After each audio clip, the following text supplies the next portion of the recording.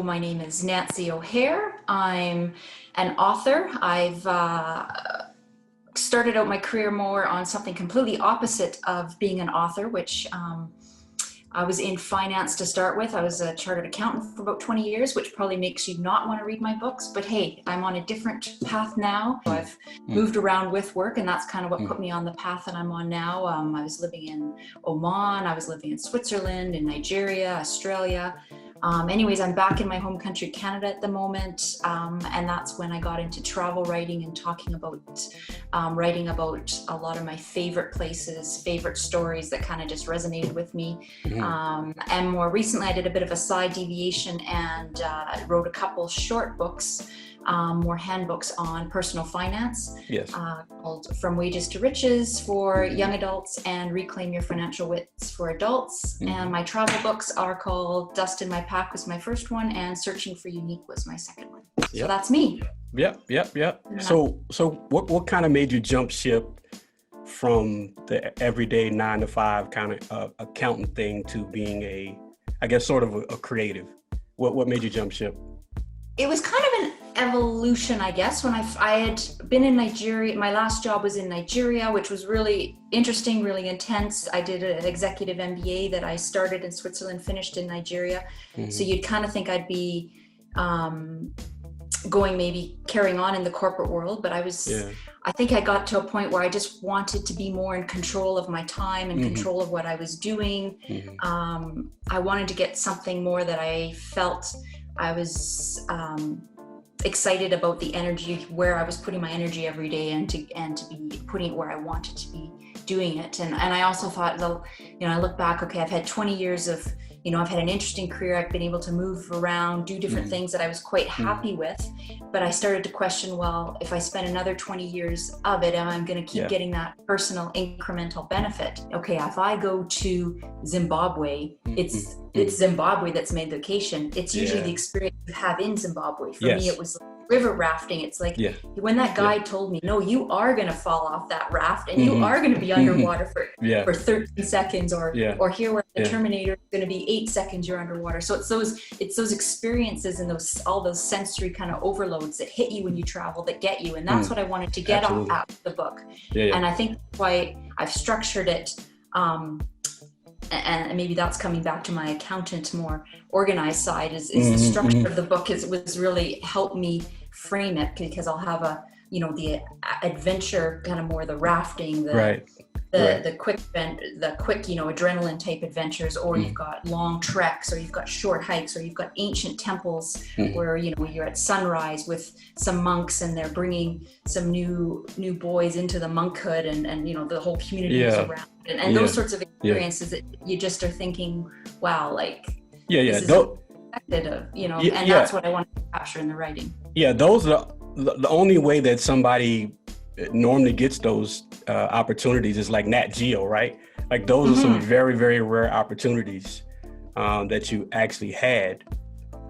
I guess I'm going to ask you a question. I don't know if you're not far enough along in your career yet, but now looking back on that, that crossroad, a decision that you made, do you think do you believe now in your heart you made the right decision to For sure.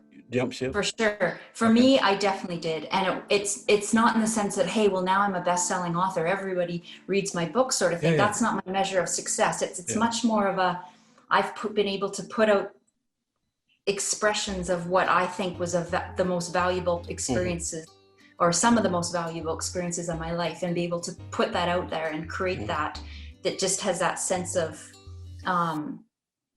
not accomplishment, I don't know what you call it, but it feels right, I guess. And I love having the freedom to kind of do and keep pushing myself, because it's a continual journey, I think. And I'm working on another book now, which I'm trying to go about my writing differently. And it's still going to be a travel book, but it's more, I'm trying to work different angles and better myself. And I just think the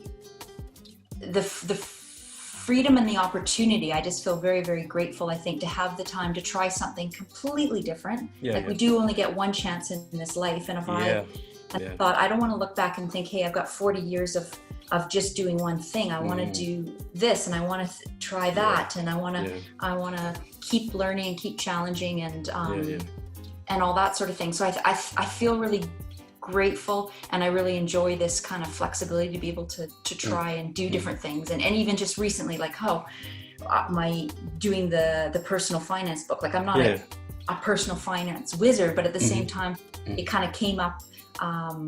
My nieces and nephews, I was talking to my brother and sister-in-law, and I'm hearing comments about, hey, they're starting to ask questions about, you know, saving and where do you invest in this and that. And I thought, if I look back, you know, there's a handful of, you know, less than 10 things that I could say these made the biggest impact, and I wish I knew back there, or you know, it'd be good to just like not specific advice, but just general things that, hey, it'd be great if everyone knew this. And then I thought, well, hey, if they were interested in that, maybe other people would. I could put this into a book.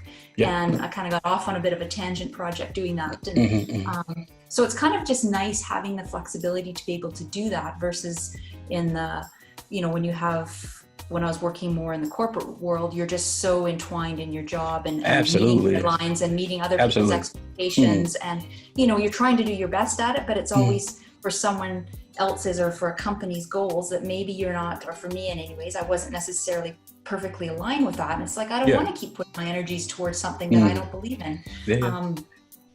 Which is another interest of mine. Like I ended up getting down the oil and gas route, the energy industry route. Which was, it, you know, created great opportunities for me. We got to travel. I got to try a lot of different things. I'm happy with my career, but at the same time, I'm kind of an environmentalist at heart. And I feel like for another reason, that's not where I want to put my energies going forward. There's alternative routes. I think that whole industry is changing. And so that played into my decision as well, as far as wanting to just break free and do something different. Now you're doing something that a lot of people dream about, right? Like traveling somewhere or eating in these special places, and then kind of like telling the world, like, right? Like a lot of people want to get on YouTube and do it. A lot of people want to have a podcast and do it, or write, which is what you're doing now. What are the challenges? Well, I guess the first question would be is knowing that experience is very unique, right? Like it's your eyes, it's Nancy's eyes. What are the challenges of trying to relay out into the world, like what that actual experience was like?